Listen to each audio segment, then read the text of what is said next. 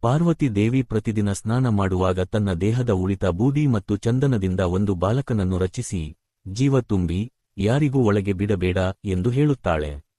ಪಾರ್ವತಿ ಸ್ನಾನ ಮಾಡಲು ಒಳಗೆ ಹೋಗುತ್ತಾಳೆ. ಅದೇ ಸಮಯದಲ್ಲಿ ಶಿವನು ಮನೆಗೆ ಬರುತ್ತಾನೆ. ಗೃಹದ್ವಾರದಲ್ಲಿ ಅದ್ಭುತವಾಗಿ ಕಾಣುವ ಆ ಬಾಲಕನನ್ನು ನೋಡಿ ಸಂತೋಷಪಡುತ್ತಾನೆ. ಆದರೆ ಒಳಗೆ ಹೋಗಲು ಯತ್ನಿಸಿದಾಗ ಬಾಲಕ ತಡೆಯುತ್ತಾನೆ. ಇದು ನನ್ನ ತಾಯಿಯ ಆದೇಶ ಎಂದು ಬಾಲಕ ದೃಢವಾಗಿ ಹೇಳುತ್ತಾನೆ. ಶಿವನು ಯಾರು ಈ ಬಾಲಕ ಎಂದು ಆಶ್ಚರ್ಯಪಡುತ್ತಾನೆ. ಶಿವಗಣಗಳು ಬಂದರೂ ಆ ಬಾಲಕನ ಬಲಕ್ಕೆ ಯಾರೂ ಸರಿಯಲಾರರು. ಶಿವನು ಕೋಪಗೊಂಡು ತನ್ನ ತ್ರಿಶೂಲದಿಂದ ಬಾಲಕನ ತಲೆಯನ್ನು ಕಡಿದು ಹಾಕುತ್ತಾನೆ. ಪಾರ್ವತಿ ಇದನ್ನು ನೋಡಿ ದುಃಖದಿಂದ ನರಳುತ್ತಾಳೆ.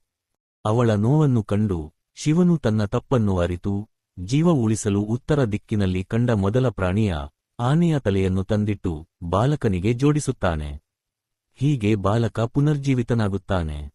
ಶಿವನು ಅವನಿಗೆ ಗಣೇಶ, ವಿಘ್ನೇಶ್ವರ ಎಂಬವರಾಗಿ ಮೊದಲ ಪೂಜೆಯ ಗೌರವವನ್ನು ನೀಡುತ್ತಾನೆ. ಆಗಿನಿಂದಲೇ ಯಾವುದೇ ಶುಭಕಾರ್ಯಕ್ಕೂ ಮುಂಚೆ ಮೊದಲಿಗೆ ಗಣೇಶನನ್ನೇ ಆರಾಧಿಸುತ್ತಾರೆ.